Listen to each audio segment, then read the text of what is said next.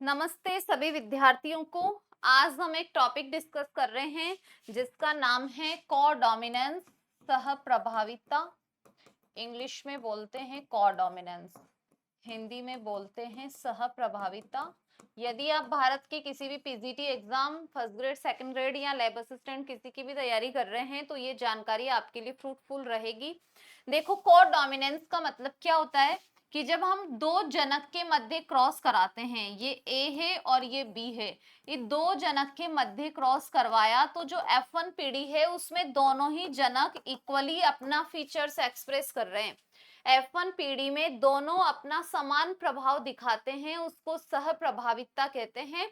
And codominance is a exception of law of dominance. Mendel के प्रभाविता के नियम का अपवाद है कोडोमिनेंस, क्योंकि प्रभाविता में तो ये बोला था कि प्रभावी वाला अपना प्रभाव दिखाता है। यहाँ पर तो क्या हो रहा है, प्रभावी और अप्रभावी दोनों अपना समान प्रभाव दिखाते हैं। जैसे फॉर एग्जाम्पल देखो, इसके दो उदाहरण हैं। मवेशियों में त्वचा का रंग, मवेशियों में त्वचा का रंग, और हमारा जो ब्लड ग्रुप है ए बी, हमारा ए बी रक्त समूह, ये दो एग्जाम्पल हैं कोडोमिनेंस के। देखो भाई, मवेशियों के अंदर ये व्हाइट एनिमल है और ये रेड है। व्हाइट का रेड से क्रॉस किया तो मेंडल के अनुसार तो F1 पीढ़ी कैसी होनी चाहिए थी, ये रेड वाली होनी चाहिए थी। लेकिन आपने यहाँ पर देखा है इस वाली F1 संतति के अंदर ये है F1 पीढ़ी, इसमें व्हाइट और रेड दोनों ही कलर इक्वली शो हो रहे हैं। इस प्रकार की संतति को कहते हैं रॉन। जैसे आपने एनिमल्स देखे होंगे ना, ऐसी गाय होती है व्हाइट गाय, तो उस पर ब्लैक पैचेस बने हुए होते हैं, तो उसमें व्हाइट कलर भी बिल्कुल हमें एग्जैक्ट दिखता है और ब्लैक कलर भी दिखता है। तो इसका मतलब उसके जनक ब्लैक और व्हाइट थे, जिसमें ब्लैक और व्हाइट ने बिल्कुल इक्वली एक्सप्रेस हुए।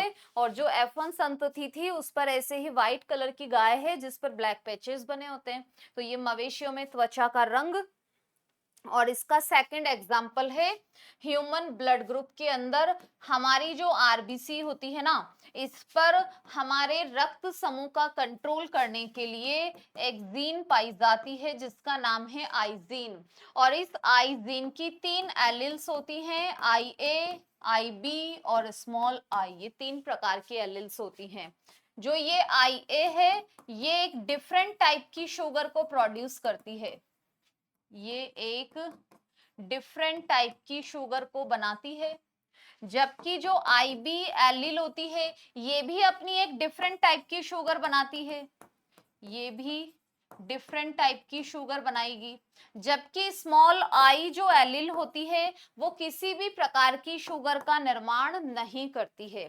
समझ गए? इसके अंदर, अब इसके भी अंदर आपको ध्यान रखना है, ये जो है ना आई ए, ये हमेशा स्मॉल आई पर डोमिनेंट रहेगी। आई ए स्मॉल आई पर डोमिनेंट, आई बी ये भी स्मॉल आई पर डोमिनेंट रहेगी। लेकिन जब आई ए और आई बी एलिल्स किसी भी व्यक्ति में साथ साथ आ जाती हैं तो दोनों अपना इक्वल इफेक्ट दिखाती है। और यहाँ पर ब्लड ग्रुप कौन सा आता है, ए बी ब्लड ग्रुप आ जाता है। समझ गए क्या?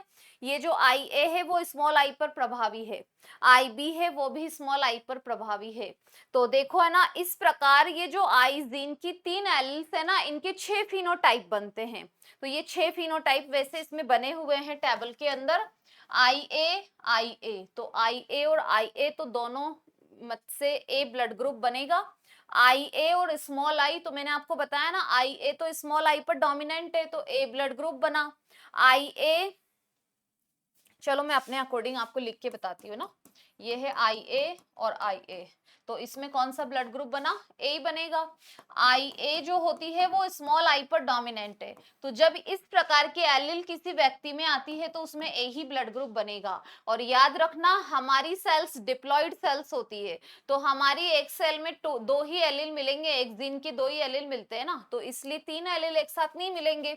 अच्छा, आई बी और आई बी, तो इस पर कौन सा ब्लड ग्रुप बनेगा, बी ब्लड ग्रुप। आई बी और स्मॉल आई, तो कौन सा ब्लड ग्रुप बनेगा? बी बनेगा, क्योंकि आई बी तो डोमिनेंट है स्मॉल आई पर। लेकिन यदि आई ए और आई बी दोनों आ गई तो दोनों इक्वली एक्सप्रेस होंगी, और अब ब्लड ग्रुप कौन सा बनेगा? A B. और ये हमारा जो ए बी ब्लड ग्रुप है ये क्या होता है? सह प्रभावी होता है ना। समझ गए? ये ए और ये बी, ये तो मेंडल के अकॉर्डिंग है भाई, मेंडल की वंशागति को फॉलो कर रहा है ना। ये तो प्रभावी वाला है, ये प्रभावी वाला है, ये प्रभावी, ये प्रभावी बी वाला। और इसमें एक और इसका जीनोटाइप बनता है स्मॉल आई और स्मॉल आई, ये भी तो एलील आ सकती है ना। यदि स्मॉल आई है तो ओ ब्लड ग्रुप होता है, और ओ ब्लड ग्रुप भी मेंडल के अकॉर्डिंग है अप्रभावी वाला। रेसेसिव स्टेज में हम पढ़ते हैं ना स्मॉल टी मेंडलिज्म में, तो ये स्मॉल आई आती है तो ओ ब्लड ग्रुप आता है। ये है कॉ डोमिनेंस। यदि आप किसी भी एग्जाम की तैयारी कर रहे हैं और आपको इसी तरीके की क्लासेस ज्वाइन करनी है तो पारुल आडवाणी साइंस एप्लीकेशन को डाउनलोड करो, जिस पर आपको बायो सब्जेक्ट के ऑल इंडिया पीजीटी एग्जाम्स के theory course plus test series मिलेगी, RPSC first grade second grade. Thank you.